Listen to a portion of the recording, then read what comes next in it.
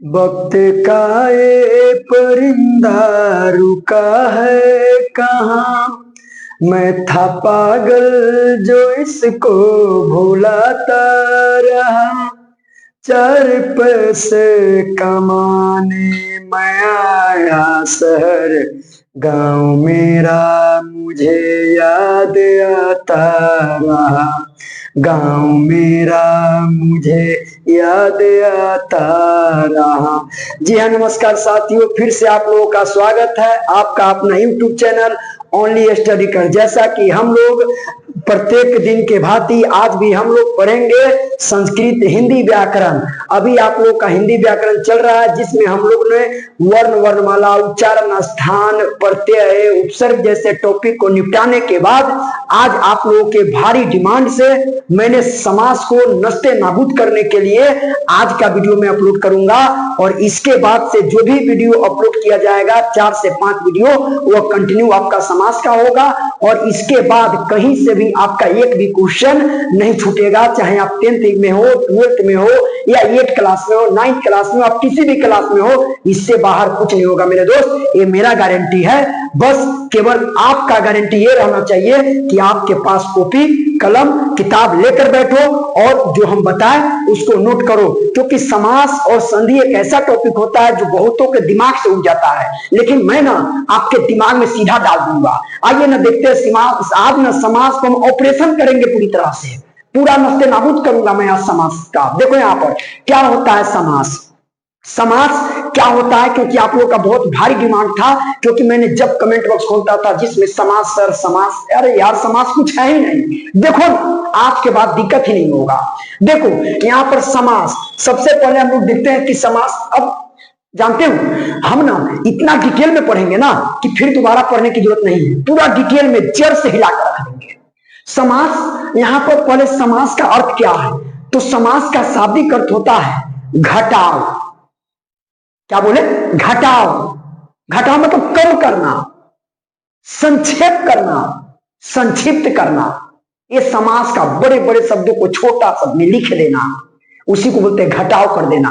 तो समास का शाब्दिक अर्थ हो गया संक्षिप्त या घटाव। देखो ना लिख दिए, इसको नोट डाउन कर लीजिएगा। देखो यहाँ पर समास का शाब्दिक अर्थ संक्षेप, घटाव, संक्षिप्त या कम करना। और एक बात जानते हो, यहाँ पर देखो हमने लिखा समास 2 शब्दों से मिलकर बना है। पहले समास के बारे में जानेंगे तब परिभाषा समझेंगे हम लोग। देखो समास 2 शब्दों से मिलकर बना है। समास 2 शब्दों से मिलकर बना है। सब जोड़ आस। हम सीधा पढ़ने के लिए थोड़ी आए केवल कौन में कौन समास है, भाई डिटेल में पढ़ेंगे ना, आगे तक काम दे। यहां पर देखो तो समास 2 शब्दों से मिलकर बना है, एक है सम, दूसरा है आस। एक सम, दूसरा आस। सर सम का अर्थ क्या होता है? सम का अर्थ होता है उचित या सही, उचित या सही।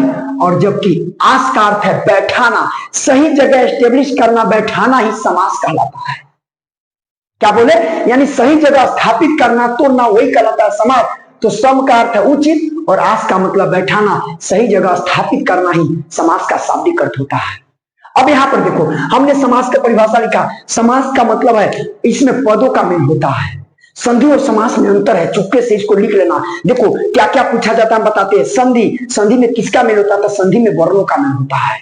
कई बार पूछा गया कि संधि में किस निम्नलिखित में किस में वर्णों का मेल होता है, तो याद रखिएगा संधि में। जबकि पदों का मेल, शब्दों का मेल किस में होगा? तो मेरे दोस्त समास में। देखो यहां पर लिखे क्या लिखे? 2 या 2 से अधिक पदों के मेल से, 2 या 2 से अधिक पदों के मेल से जिस नवीन शब्द का निर्माण होता है या जिस नए शब्द का निर्माण होता है मेरे दोस्त, उसी को हम बोलते हैं समास।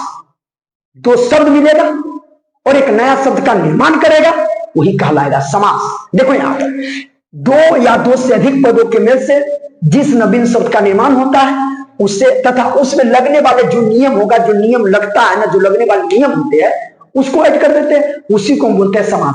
तो आज के बाद कोई समास की परिभाषा पूछे ना, नए तरीका से आंसर दो कि 2 या 2 से अधिक पदों के मेल से जिस नवीन, नवीन मतलब होता नया, जिस नवीन शब्दों का निर्माण होता है तथा उसमें लगने वाले नियम को, क्या बोले?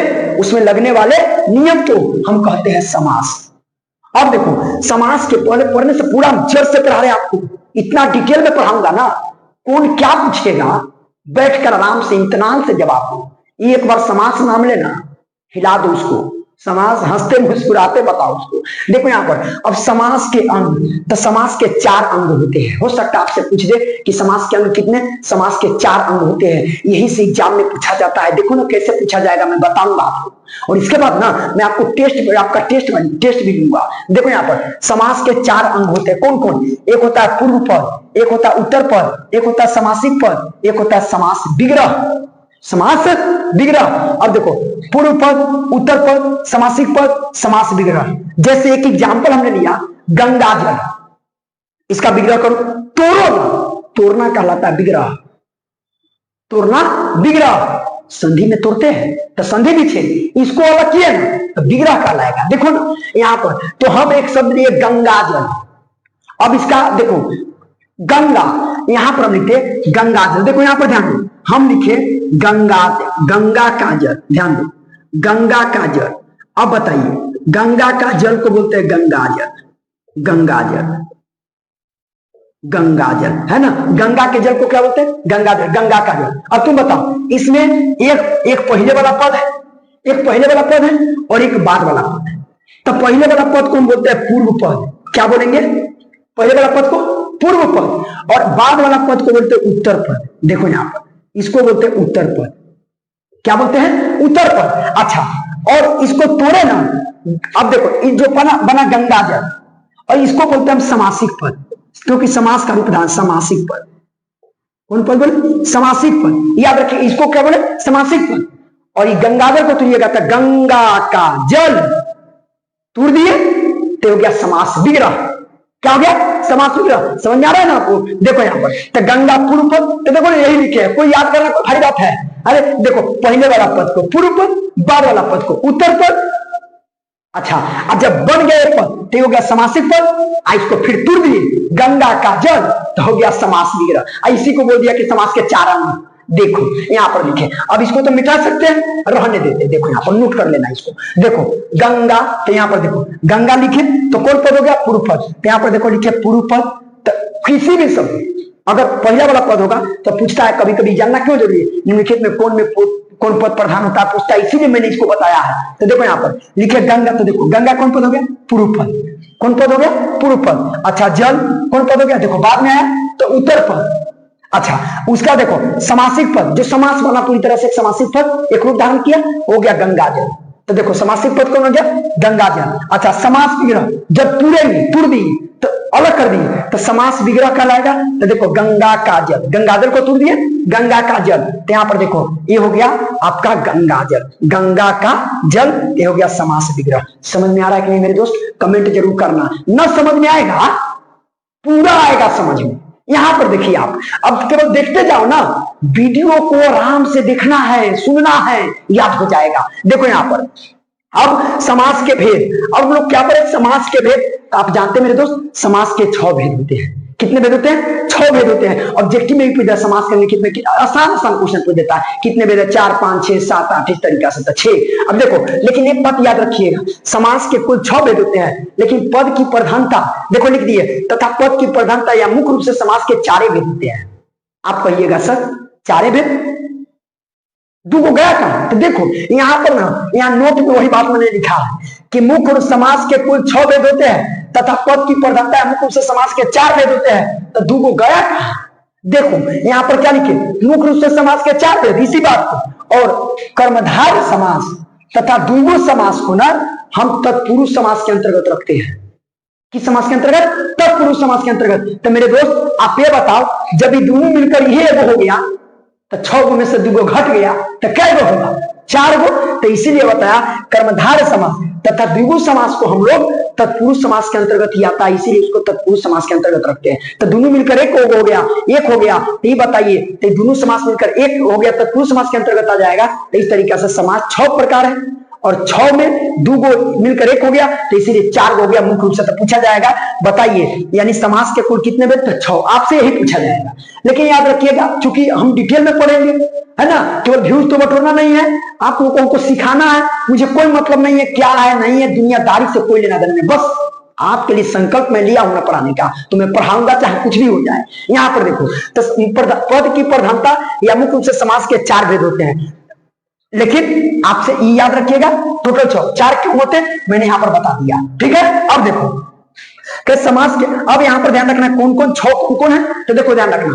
एक है अव्ययी भाव समास, मैं एक एक कर करके वीडियो बनाऊंगा, एक बार में हो सकता है एक एक समास एक टॉपिक में मैं पढ़ाऊं, लेकिन डिटेल में पूरा पढ़ाऊंगा, पूरा जड़ से ऑपरेशन करूंगा मैं, है ना। देखो यहां पर लिखिए अव्ययी भाव समास, अव्ययी भाव समास, दूसरा है तत्पुरुष समास, तीसरा है कर्मधारय समास, चौथा है द्वंद्व समास, पांचवा है बहुव्रीहि समास और 6 नंबर है द्विगु समास। अब मेरे दोस्त यहीं पर मैंने एक बात और लिख दिया है, क्या जानते हो, मैंने एक बात चुपके से लिख लिया है जो हजारों बार एग्जाम में पूछा गया है कि अव्ययी भाव समास में कौन पद प्रधान होता है, द्विगु समास में कौन पद प्रधान होता है, मैंने यहीं पर लिख लिया है।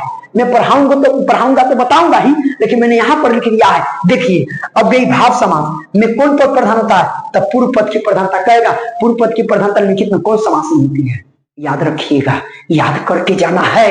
यहां पर देखो लिखे अव्ययी भाव समास में पूर्व पद प्रधान, अच्छा तत्पुरुष समास में उत्तर पद की प्रधानता। अरे उत्तर मतलब होता है बाद वाला पद, जैसे यहां पर लिखे ना जल, इसी को बोलते हैं उत्तर पद, बाद वाला पद। अब पूर्व पद का मतलब पहले वाला पद प्रधान होगा, और यहाँ पर उत्तर पद का मतलब बाद वाला को बोलते हैं उत्तर पद। ठीक है, तो यहां पर याद रखिएगा।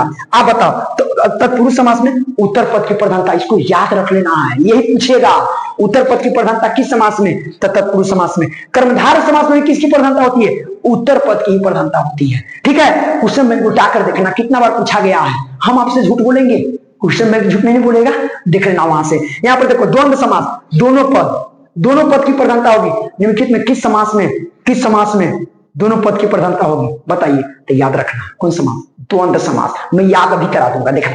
यहां पर देखो बहुव्रीहि समास, बहुव्रीहि समास में अन्य या तीसरा पद, तो कहेगा अन्य पद की प्रधानता या तीसरा पद की प्रधानता किस समास में, तो याद रखिएगा बहुव्रीहि समास में। अच्छा द्विगु समास में उत्तर पद की प्रधानता, किस पद की, उत्तर पद की प्रधानता, उत्तर मतलब फिर इसमें बाद वाला पद, उत्तर मतलब बाद वाला पद, जैसे बाद वाला पद है जल, तो गंगा, यहाँ जल लिखे ना तो उत्तर पद हो गया, और जबकि गंगा पूर्व पद हो गया। ठीक है, तो बाद वाले पद को उत्तर पद बोलते हैं और शुरू वाले पद को पूर्व पद बोलते हैं। ठीक है, याद रखना। तब द्विगु समास में उत्तर पद की प्रधानता हो जाएगा, बहुव्रीहि समास में तीसरा पद की प्रधानता। मैं याद करा दूंगा, कर लोगे ना, तो एक मिनट को याद है। देखो कैसे, अव्ययी भाव, देखो अव्ययी भाव तो आ हर्षी दीर्घी, तो आ बताइए पहला शब्द आया है, पहले आता है तब आता है तो हर्षी आता, तो इस तरीका से आ तो अव्ययी भाव अ से स्टार्ट हुआ तो पहला पद, देखो पूर्व पद प्रधान, पहला पद प्रधान, पूर्व पद प्रधान हुआ या।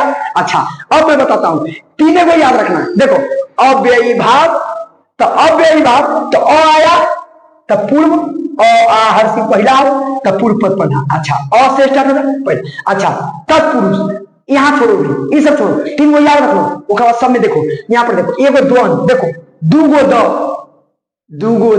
द्वंद, देखो एगो द्वंद समास में दोनों पद, कौन पद, दोनों पद, देखो याद करो में दोनों पद, दूगो तो दोनों पद। अच्छा एक और याद रखा, कौन, बहुव्रीहि, तो बहुव्रीहि में अन्य या तीसरा पद। अब बताओ ना, कोई बहू बन के घर में आती है तो तीसरे बन के आई, है ना, तो अन्य पद, अन्य लड़की आती है कन्या बनकर, बहू बनकर, है ना, तो याद रखना है। सही मैं पढ़ा रहा हूं ताकि आपको बहू कौन बनकर, तीसरे घर पे लड़की आती है, दूसरे घर की आती है ना, तो याद रखना। तो तीसरा पद कोई और आ गया ना, अन्य आ गया, अन्य आदमी आ गया आपके घर में, एगो मेंबर बढ़ गया, एगो सदस्य बढ़ गया, तो अन्य पद, तो इसलिए बहुव्रीहि, बहु अन्य घर के आ गए, तो इसलिए अन्य पद प्रधान। अब बाकी जो वचन में दो सब में उत्तर पद, कौन पद, उत्तर पद, इसीलिए हम तीनों को बोले अ से। देखो अव्ययी भाव तो अ पहला अक्षर तो पहला पद प्रधान, पूर्व पद, पहला को बोलते हैं पूर्व पद। अच्छा दूसरा हम क्या पढ़ा, द्वंद, तो दूगो द, देखो दूगो द तो दोनों पद प्रधान, इन के दूगो लगा दीजिएगा ना, याद ही लाकर दूगो गलत कर लेंगे आप लोग, गलत नहीं करना मेरे दोस्त, हमरा से पढ़कर गलती ना, जो हो गई हम संतोष पागल ना। यहाँ देखो, यहाँ पर द्वंद्व समास तो दोनों पद की प्रधानता, ठीक है, तो दूगो द रहेगा तब ई वाला में नहीं लगाइएगा, है ना, नहीं शिकारी आएगा जाल बिछाएगा, जाल में फंसना नहीं, है, शादी हुआ के तोता रटा दिया, रट लिया। हाँ, शिकारी आया, जाल बिछाया, फंस गया। अब बोल रहा शिकारी आएगा, जाल बिछाया, अरे तू तो फंस गया, भागना उड़ना है ना। लेकिन आप लोग नहीं फंसना। यहाँ पर देखो, तो द्वंद्व समास में दोनों पद की प्रधानता। अब बहु, बहु मतलब अन्य पद तीसरा आएगी, तीसरी, तो इसलिए तीसरा पद की प्रधानता हो जाएगा। अन्य घर से आएगी तो अन्य पद की प्रधानता। और बाकी जो बच गया सब उत्तर पद की प्रधानता। देखो यहाँ पर ई हम लोग कंप्लीट किए। उसके बाद देखो मैंने ए बताया याद करने के लिए, अब मैंने ए बता दिया। अब बाकी जो बचा देखो सब उत्तर पद। द्विगु समास में उत्तर पद की प्रधानता, कर्मधारय समास में उत्तर पद की प्रधानता, तत्पुरुष समास में उत्तर पद की प्रधानता। मेरे दोस्त बताइए आपको समझ में आया कि नहीं आया? मैं इसीलिए कहा पूरा बताऊंगा। अब ना एक एक कर करके मैं पहले इस समास को पढ़ूंगा, यानी अव्ययीभाव समास। लेकिन पहले आपको इतना याद कर लेना है, मैं आऊंगा नेक्स्ट वीडियो में तो आपसे मैं पूछूंगा, सवाल करूंगा, तो बारीकी से इसको नोट कर दीजिएगा। जीना लिखे ना, अपना नोट से तैयार तुम भी कर लो, है ना। तो यहाँ पर इस तरीका से याद रख लेना है जितना मैंने बताया। आई होप आपको समझ में आया होगा। इसी तरीका से मैं एक समास लेकर आऊंगा, फिर इसको लेकर आऊंगा। अरे कोई बात नहीं है, लंबा वीडियो नहीं बनाऊंगा, 10-15 मिनट का वीडियो बनाऊंगा, लेकिन एक एक कर करके जड़ से हिलाकर रख दूंगा। मैं एक भी क्वेश्चन नहीं छूटना चाहिए। पढ़ाई ऐसा पढ़ो ना कि दोबारा पढ़ने की जरूरत नहीं। तो इस तरीका से मैं इन दोनों को एक बार पढ़ाऊंगा, या हो सकता है पहले इसको पढ़ाऊं। तो नेक्स्ट वीडियो में मिलूंगा, तब तक के लिए आपको नोट कर लेना है। तब तक के लिए जय हिंद मेरे दोस्त।